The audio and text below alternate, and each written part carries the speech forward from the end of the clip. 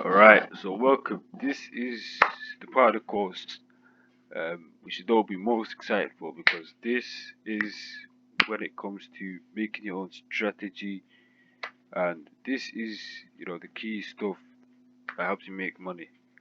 Now, a lot of people they ask me for my strategy, but reality is that a strategy isn't something you can give away. A strategy can work for you but not work for anyone else. Some strategies may work for other people, but they're not going to work for them as well as it works for you. That's why you need to formulate your own strategy. I mean, ideally, someone can give you signals, but why would you rely on someone else? Because a lot of the time, they will charge you, whether it's commission, whether they just charge you because they want to. Uh, I don't think anyone will be giving out free signals constantly. They might do it once or twice, but no one's going to constantly give you free signals. That's why you need to make your own strategy.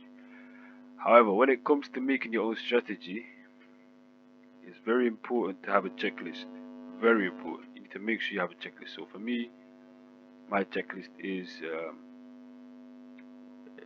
either diversion at trend lines, retest of so retest of support or resistance levels. So for example here, I entered the trade solely off retests. So, well, not solely, but you know what I mean.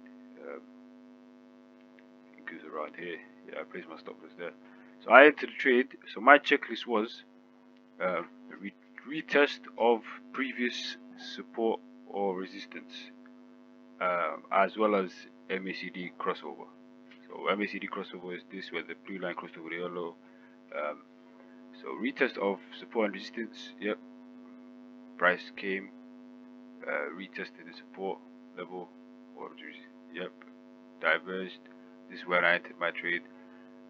Bearish candles. I've seen a lot of bearish candles, and price took a knock there. The MACD crossed over just about right there. So that's when I entered my trade, around when I entered my trade. So that's what I'm saying. It's very important to have different things in a checklist that you use, even if it's confluence. You know what I mean? Even if it's confluence, I mean, different things come together to make confluence. So that's just an example of one of my checklists, but there might be other checklists around.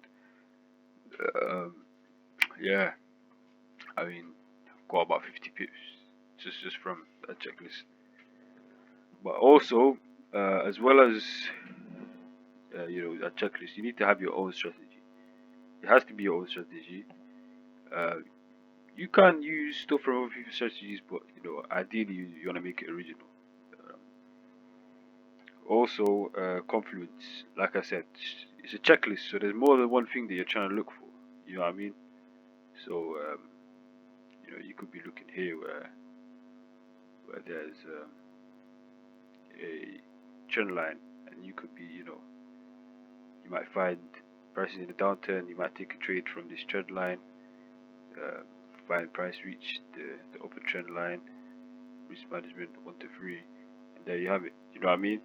So it can be liquid, but there has to be one or two things that you will not enter trade unless you see, whether it's an indicator or whether it's some sort of price action pattern. Man, at the end of the day, you always find confidence when it comes to making a strategy. Um, Also, you should never abandon your whole strategy and reformulate it. You should not just, if you make a strategy, you use it on a demo account, it works perfectly, yeah, and you enter the live markets, you make some good money from that strategy.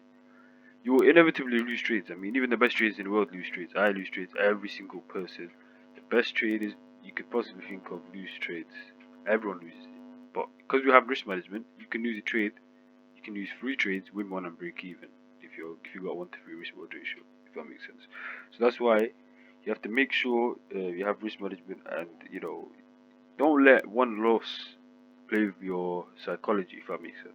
Just don't abandon the whole strategy. Don't think, oh, my strategy is bad because of one loss. Throw it out and reformulate a whole strategy or take someone else. You can adapt your strategy to make it better, make it evolve, but do not throw the whole strategy away and just reformulate a whole new one, because you're basically playing with risk management. You have to play the numbers game when it comes to taking trades. Play the numbers game. Lose one, win three. Lose two, win one. You know what I mean? it happens. But that's why we have risk management. Um, yeah, backtest. You have to backtest. You have to backtest. Before formulating my strategy, I backtested. So, for example, like I said, this trade right here, retest and support level here, retest, support level, and price to connect upturn. So I could have said, I could have backtested it on this retest, bullish engulfing candle right here, enter trade, and both. You know what I mean? So this is my backtest for this trade. That could have been my backtest for this trade, if that makes sense. So you need to make sure you backtest. And don't just backtest once, backtest multiple times. And when you backtest, don't look at what's on the right. Pretend as if it wasn't here. Pretend as if, that part of the market wasn't there, whereas after you take the trade, it's there. I mean, you can, um, record a market for a bit and just replay it back. But, it's up to you. As long as you make sure you backtest it. When you backtest, make sure you do it on a demo account. Practice the same strategy on a demo account, because backtesting and doing it is different, because when it's actually live, it kind of plays with your psychology, like when you're backtesting. Don't solely depend on indicators when you're making a strategy. You can if you want, but most of the time indicators lag. So if you're on a shorter time frame, you are going to, if you're into shorter trades, you are going to end up causing a lot of confusion and losing, because you're solely dependent on indicators. There's no analysis. There's literally no analysis. I don't care what you say. Indicators do not cause analysis. Let me just say this once. Yeah, so you need to make sure you don't solely depend on indicators. I do use indicators, MACD, RSI sometimes. MA's right there. But I don't solely depend on them. In fact, I barely use them. It's just in my checklist. That doesn't mean I always depend on them. You can be liquid on it. You have to be flexible. But there always has to be one or two things that you will not enter trades about. But other stuff, it's good to keep you on your checklist. But make sure there's some liquid things and some solid things that you want to trade as well. And finally, just play the numbers game. Just play the numbers game. Literally. Let's just say, I'm worst case scenario. I'm gonna say, let's say I lost this trade right here. Yeah. This trade right here, I'm gonna pretend I lost it. Yeah. So let's say I lost two trades. 20 pips. How many pips is that? 16 pips. 20 plus 16 is my maths. 36. One trade, 50 pips. 50 minus 36. I mean, come on.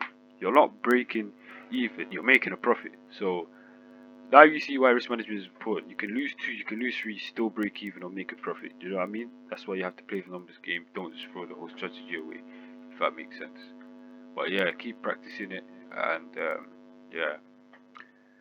Sadly though, it's the end of the course. Yeah. Don't worry though, this is just a beginner's course. Soon, I'm going to be working on an advanced course with a lot of gems, a lot of important key information that not many people know about. So, stay tuned for that. Stay tuned for that, because that's coming out soon. I'll be working on it. Unfortunately, unlike this, is not going to be free, because, information is worth a lot of money. But I will try and make it as cheap as possible. But, stay tuned, because courses, when it comes to trading, some courses, some gurus, they just rob you. Pay. I charge you £200 for a course that's worth £20. But yeah, I suspended the beginner stuff, made it free just for you, if that makes sense. You know what I mean? Because the beginner stuff you can find on YouTube. You can literally find all this stuff on YouTube, but it's very hard to bring into one. So I brought it into one for use and kept it as a control variable, because I'm the only person saying this stuff. If that makes sense. So it's a lot easier for you to understand it from one person than 20 different people.